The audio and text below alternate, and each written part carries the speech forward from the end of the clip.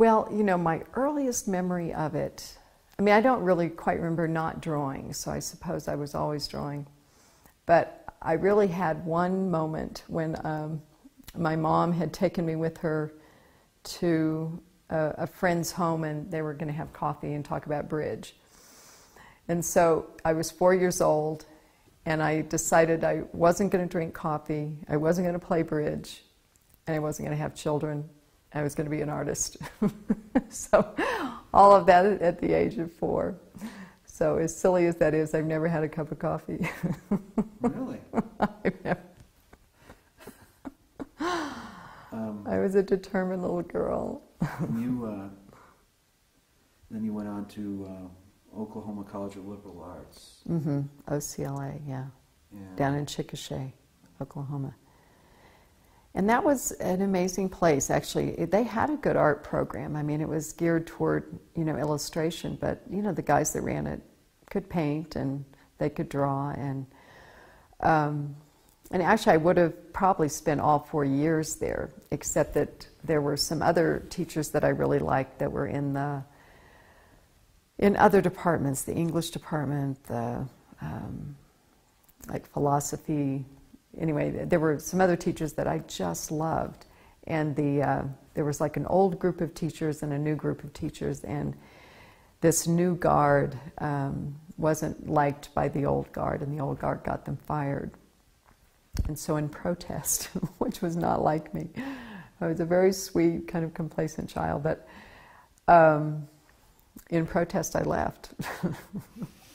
I guess a little bit biting my nose off to spite my face or something, but anyway, I left, and then I went to Central State University, and they had some interesting teachers, you know, but again, it was really geared toward a more, you know, modern sensibility, and it was, the one thing about me is that I was a good student, and so if you're a good student, you figure out how to make good grades, you know, without learning anything.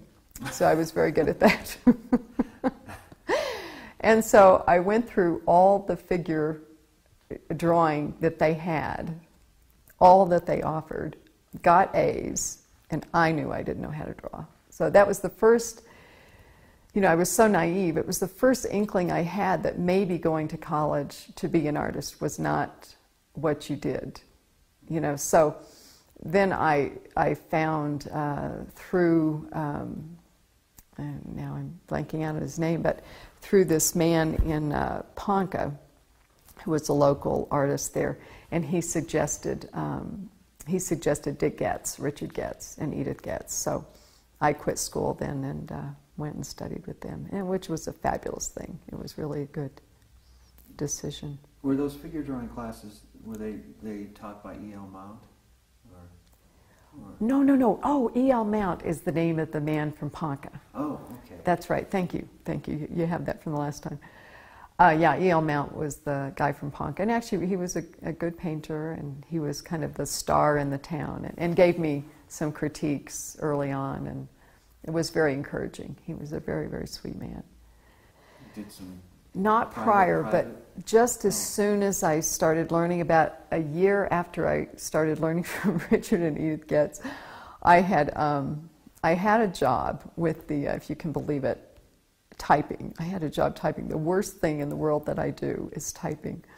Back then, it was the worst grade I ever got, and I was working for the Real Estate Commission, the Oklahoma State Real Estate Commission, if you can imagine. Anyway, a friend got me into this job, and it was just... I just squeaked in. Anyway, so I was there for a year. I was due to get 2 raises, so I was like, you know, things were going.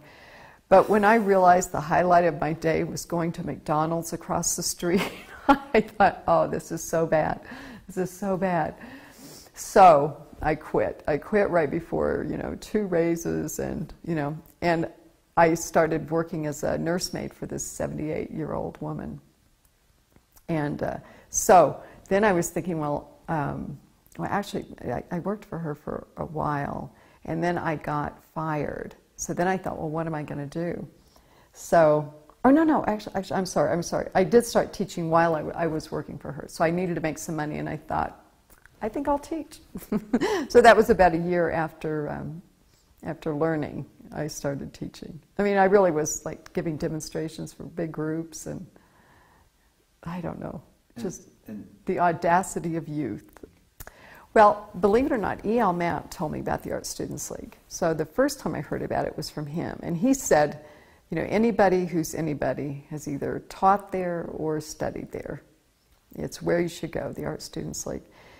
And then Dick Getz and Edith Getz told me about the league, because they had studied at the league with George Bridgman, with, who's the other? Should have had all this. Anyway, Brackman, George Brackman, Henry Hinchy, who was actually not at the league, but he was up in Provincetown.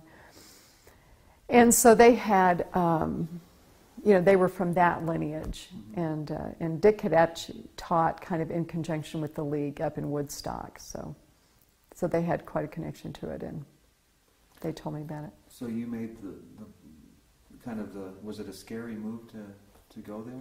I mean, considering where you were and... You'd think it would be the scariest thing in the world, and in a way it was, but I don't know. It's like I went for 2 weeks to study with several teachers to see if I could find a teacher. So I signed up. I went there actually with my friend Dennis Parker, and so he's still an artist there in Oklahoma. And so Dennis and I went to the Art Students League for 2 weeks.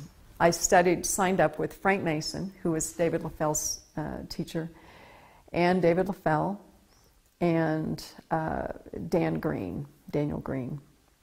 And so I had actually 2 classes with Dan Green, who his teaching much more reflected, it was very much like what I had had with Richard Getz, in terms of the color, in terms of being, you know, more technique-oriented, much more rigid. So it was comfortable, so I actually signed up for 2 of Dan's classes, and then and 1 of David's and 1 of Frank's. And after 2 weeks, I knew David was the one. After 1 week, I really knew that David was the one I wanted to study with. So that's I don't know where I was going with that, but anyway. You were a guard at the security person at the Metropolitan. Yes, during that same amount of time. Yeah. I was at the Met.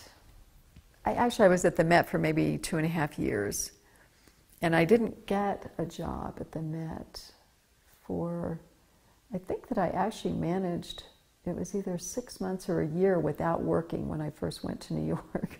Somehow I had saved up $2,000, and somehow at the time that lasted, if you can imagine. Right now that wouldn't even pay 1 month's rent, you know, but I was a lucky girl. Yeah, you had the 4 to midnight shift. I did. It was just the best job in the world. I think. The best job. Just like you were saying about the Smithsonian and all of that, it's just, you know, the privilege that we lowly guards had, you know, because we were definitely low men on the totem pole.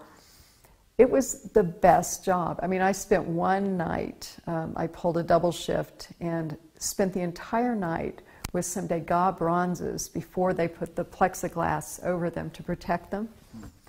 You know, just studying them, drawing them.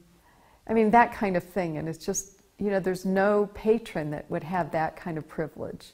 Right. Yeah. You know, so I just felt we were very privileged. You know, they even had these great concerts that went on, and quite often my route would take me along the backstage of this like concert, and where they'd have all these famous, you know, musicians playing, and the sound man would pull me in and let me, you know, listen, and would tell me about stuff. I mean, it was just the best job I could have ever had. Were your fellow